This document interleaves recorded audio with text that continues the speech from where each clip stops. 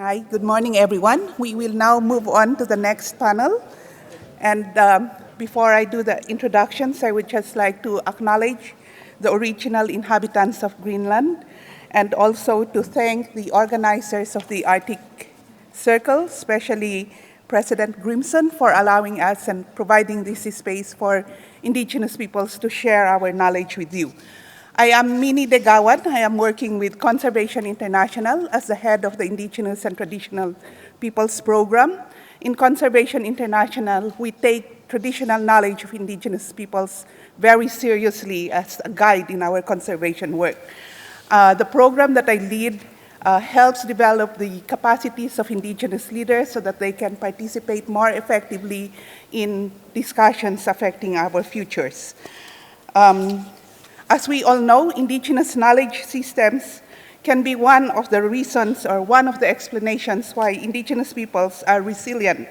We have been able to resist and to survive despite many, many threats that have been put on our ways, from the days of colonization to the forced assimilation, the forced acculturation, development aggression, and now the very real threat of climate change.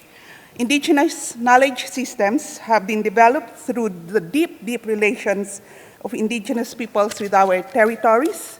It is a knowledge brought about by the constant interaction with the land and the waters.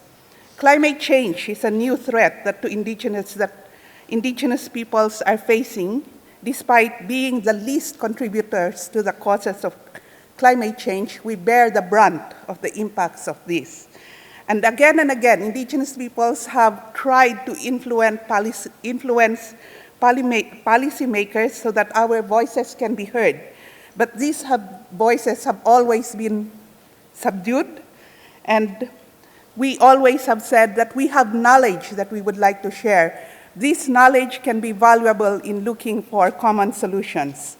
Some governments have heeded that call, and in the Paris Agreement, for instance, on climate change, it recognizes the role of traditional knowledge and how these systems can be valuable to develop local actions related to climate change.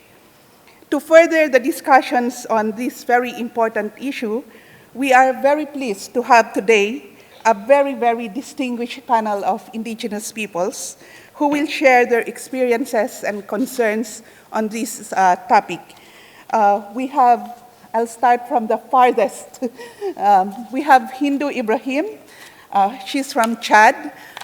She's the co-chair of the Indigenous Peoples Forum on Climate Change, which is the Indigenous caucus that follows up the COP of the UNFCCC.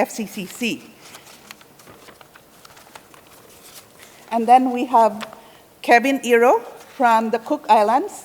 He is the ambassador of the Marae Moana. He will explain to you what the Marae Moana is.